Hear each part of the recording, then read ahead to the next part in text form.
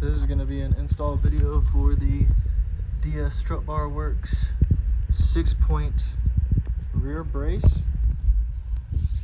The first step you're going to want to do is drop your whole subframe and then weld in the supports. And then you're going to go to your subframe, get all the rust off, and install new bushings. These are Condor Speed Shop bushings. I just put them in before I painted because I am special. Second step to installing this is going to be using the provided hardware that they give you.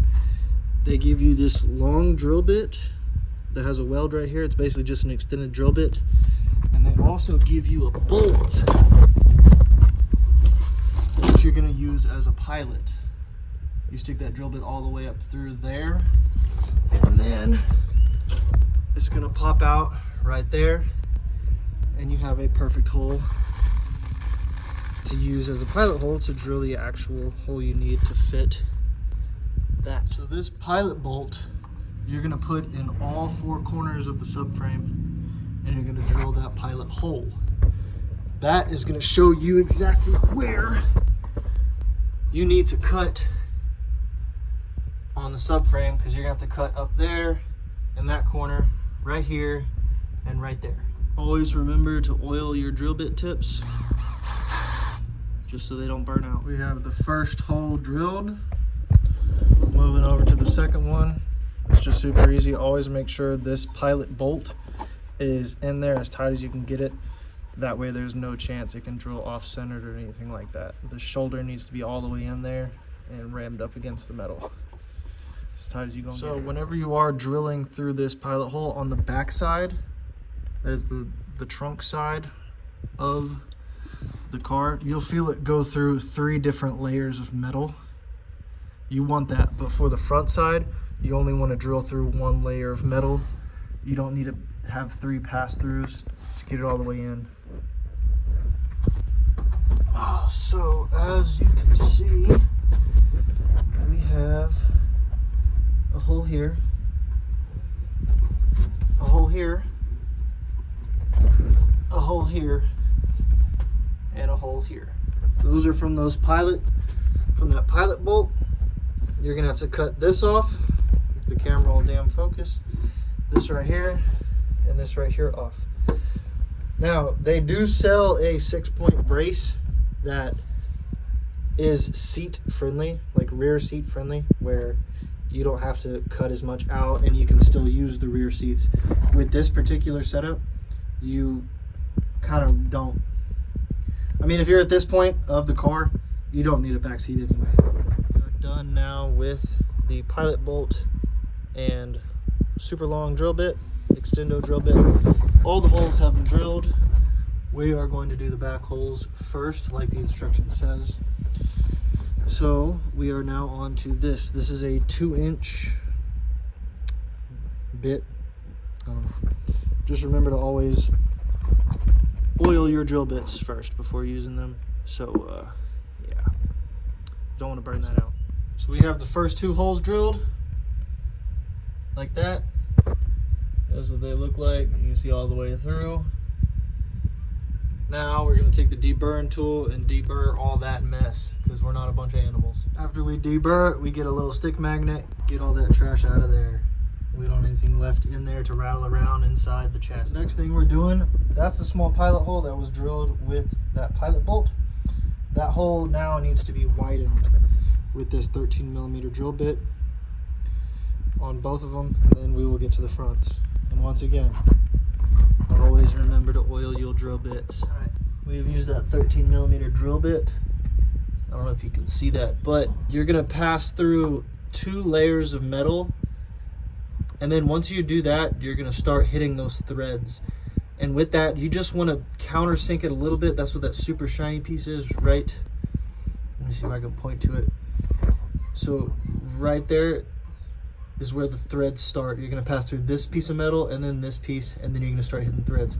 You just want to countersink the threads just a little bit, and then whenever you run that bolt back up through it, it'll be just perfect. Just to show you, this is what it looks like whenever you pass through that first bit of metal, that first layer, and that's the second layer you're gonna see. You're gonna wanna periodically stop drilling at points and check to make sure you're not getting down into the threads, as you can see right there. This is what that freshly drilled hole looks like. Has all that metal and shit. You really want to get all that stuff up. You don't want to keep that inside the chassis.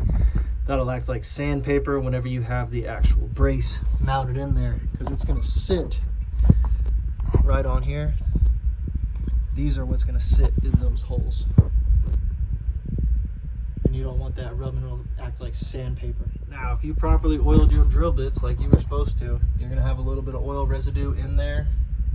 All you're going to get is this little bitty 3M instant cancer getter, and blast them holes real nice and good.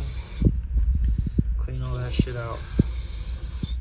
Can't recommend this stuff enough. The next step is to come inside, and that's where your pilot hole was drilled for both of these. You're gonna have to remove that. They recommend to just drill out that spot weld for each of these, which is honestly probably the easiest thing, because then you're gonna have to cut a big old square all the way up like that around it. And remember to oil your drill. Those two tabs ended up being a pain. I had to break out the I wasn't asking stick. But these are the holes that we now have to cut around. So these are the exact instructions that come with the set. Those are in centimeters, by the way, because this whole thing is from Serbia. But I mean, it's relatively simple. You can really just eyeball it. So, page on the instructions show how it's cut out, which it's basically right at this edge, right there. Past this hole, that's where the weld was, the spot weld, and then right under this body crease right here. So just a little bit under. And then not quite to this where you drilled out that other spot weld, just a little bit over, because that's how they drilled out their spot weld. Their drilling's a lot fucking better than mine. So yep, same thing on both sides. It's just opposite, really. Just below this body crease right here, and just right on this one, not past this, and just a little bit past this one. So this hole is centered. The reason we have to cut more off the top is because those legs are going to come sit down like this. And as you can see from above, that's basically a square. But this angle, it's a rectangle. To start off, whenever you're cutting, I found it easier to cut the sides first, cut the top, and then cut a little higher than what you marked. That way you don't accidentally cut into what you're actually needing to mount. I cut in a little higher, as you can see right here, and then just slowly worked it down till it was completely level with the mounting surface of where that's going to be. So if you cut the sides and the top first, this thing will pop out, as I just found out.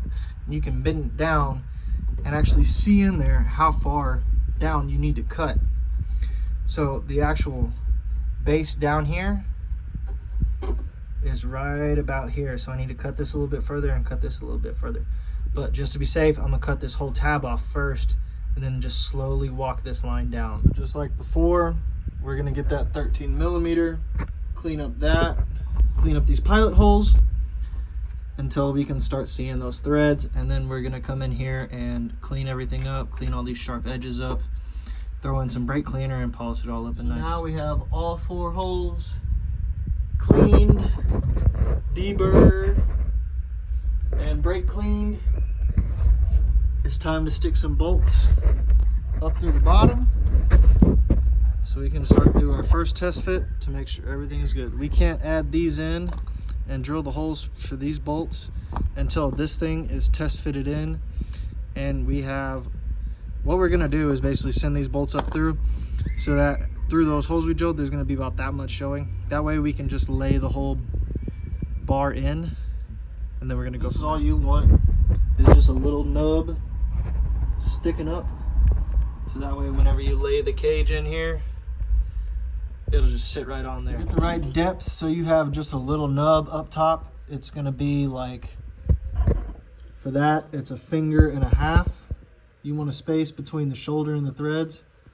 As you can see right there, it's barely 2 fingers. And for these, you want it just so your fingers can pass through. That will leave you about that much up top for that cage to sit on, so you can test fit everything and mark those holes for the shock towers.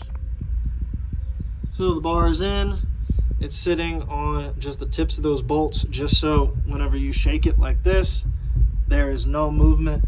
That way you can put the strut tower cups on and then mark these holes to drill, and then unbolt everything, take it all off, spray paint all the raw metal and whatever else you want to paint back here, and then you're ready to fully install it. We have the old shocks in here. We don't have the new ones. We have Silver's Neo Max true rear coilovers. One of the reasons we're doing this whole thing. Those are the old ones that I came on the vehicle whenever I bought it. You're going to want to keep these loose, these screws in here, just so you have a little bit of play to tighten these down. So now that these right here are tightened down, you can go ahead and tighten those up. Just hand tight for now. You don't really need to really mess them up and go hard to the paint with them. So those are pretty tight. These are tight. Now you get to mark and drill these holes right here, so there's no gap. You see how there's a tiny little gap between that? The screw will pull that tight. There's one over there, one there, and right there. This side doesn't have that big of a gap, but again, that's just to make sure that everything is nice and tight. So this extended drill bit is a super close match for these screws.